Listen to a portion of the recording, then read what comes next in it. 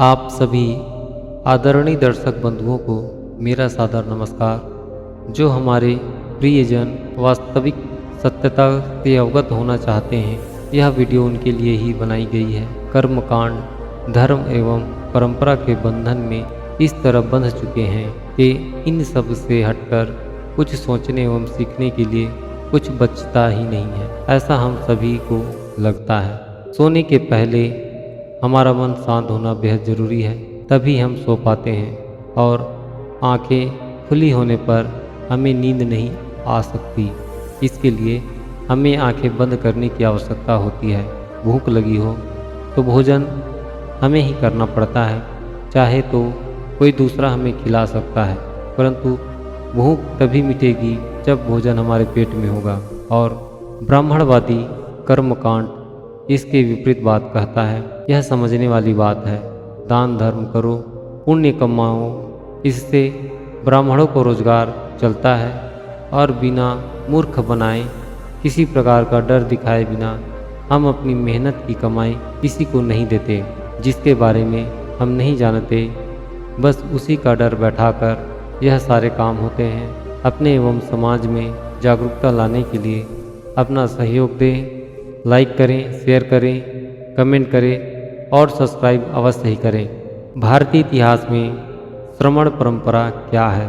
श्रमण एक प्राचीन भारतीय धार्मिक आंदोलन था जिसकी उत्पत्ति वैदिक धर्म में हुई थी। हालांकि इसने वैदिक हिंदू कर्मकांड और हिंदू धर्म के पारंपरिक पुजारियों ब्राह्मणों के अधिकार को खारिज करते हुए एक अलग रास्ता अपनाया। श्रमण वे थे जो आध्यात्मिक मुक्ति की खोज में तपस्वी या सख्त और आत्मत्याग करने वाली जीवन शैली अपनाते थे। वैदिक और श्रमणिक परंपराओं के बीच प्रमुख अंतर क्या है? वैदिक परंपरा एक कर्मवादी परंपरा है, जबकि श्रमण परंपरा एक ज्ञानवादी परंपरा है। वैदिक परंपरा में व्यक्ति के जन्म और मृत्यु का निर्धारण उसके कर्मों से होता है, जबकि श्रमण परंपरा में व्यक्ति अपने ज्ञान और योग्यता के आधार पर मोक्ष प्राप्त कर सकता है।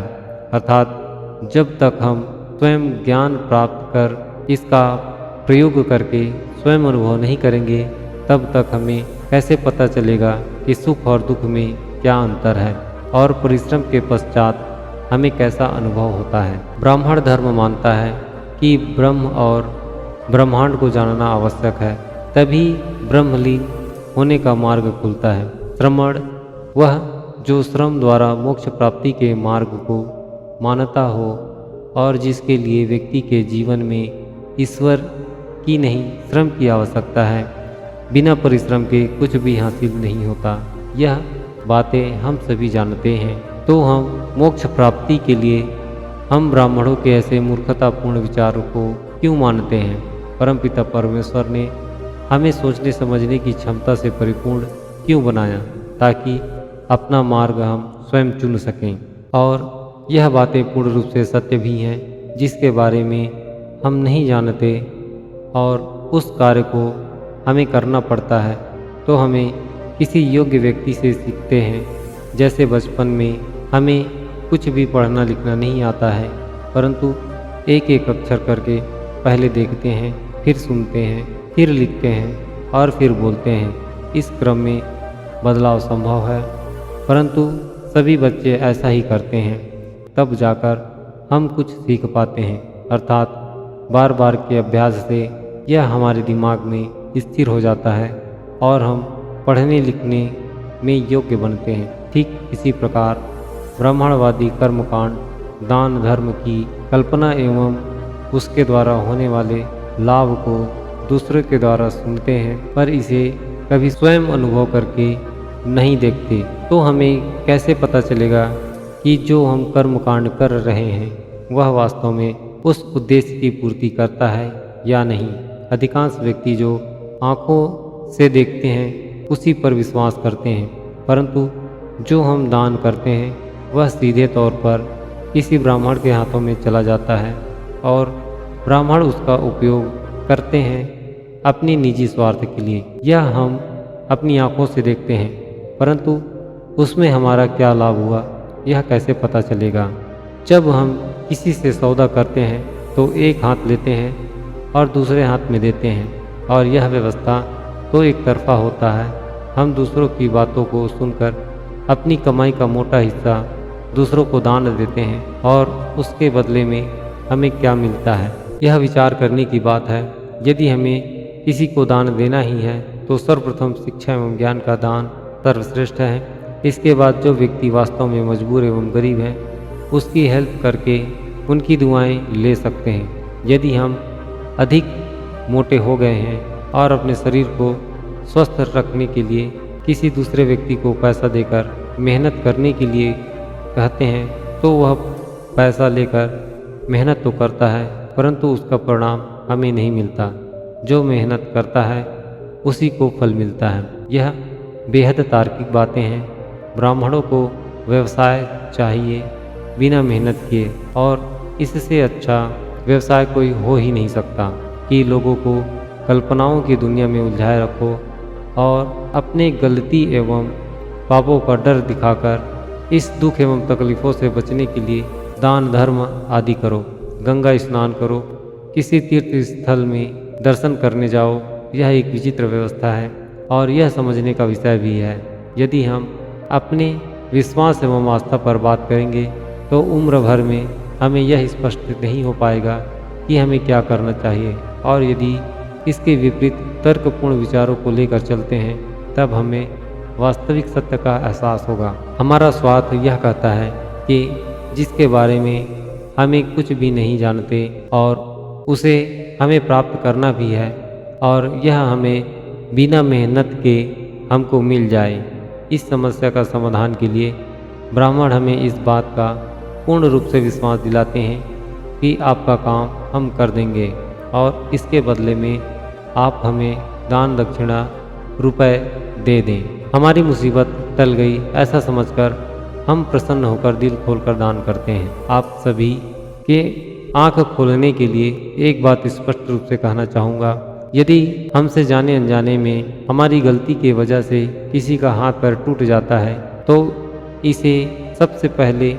इसे पहले जैसा बनाने के लिए हमें किसके पास जाना चाहिए?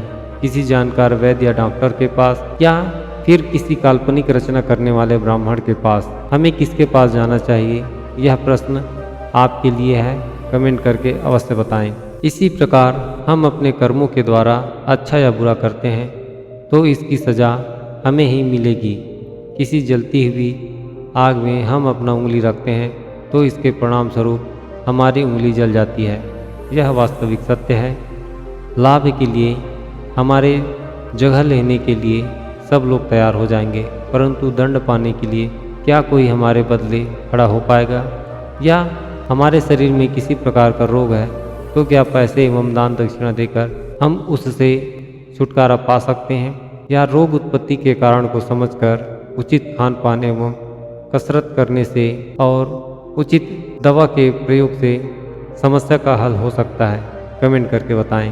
तो फिर ब्राह्मणों को दान दक्षिणा देने से हमारी गलती कैसे सुधर सकती है? यदि हमसे कुछ जाने अनजाने में गलती हो गई है और वह गलती अधिक बड़ी नहीं है तो हम उसे स्वयं सुधार सकते हैं और अपनी समझदारी से यह संकल्प कर सकते हैं अगली बार ऐसा करने के लिए सावधान रहूँगा।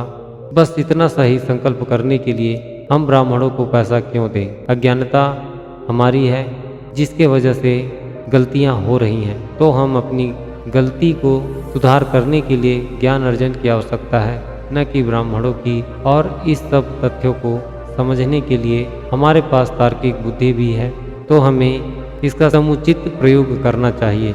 यह प्रसंग आपके बेहतर भविष्य के लिए एक मार्गदर्शक के रूप में सहायक सिद्ध होगी। आप इन्हें अपने ज्ञान एवं अनुभव के आधार पर स्वयं सकारात्मक विश्लेषण करें, इसके पश्चात ही अनुसरण करें। आप पाएंगे जो बदलाव आपके साथ होगा वह बेहद आश्चर्यजनक होगा। लाभ होने पर इस बहुमूल्य ज्ञान को अपने तक सीमित ना रखें। लाइक करें, शेयर करें और अपने संशय का समाधान प्राप्त करने के लिए हमें कमेंट करके बताएं। और ऐसे ही प्रेरणादायक प्रसंग को सुनने के लिए इस चैनल को अवश्य ही सब्सक्राइब करें। आज के लिए बस इतना ही। आशा करता हूँ एक महत्वपूर्ण ज्ञानवर्धक प्रसंग के साथ अति शीघ्र पुनः मुलाकात होगी।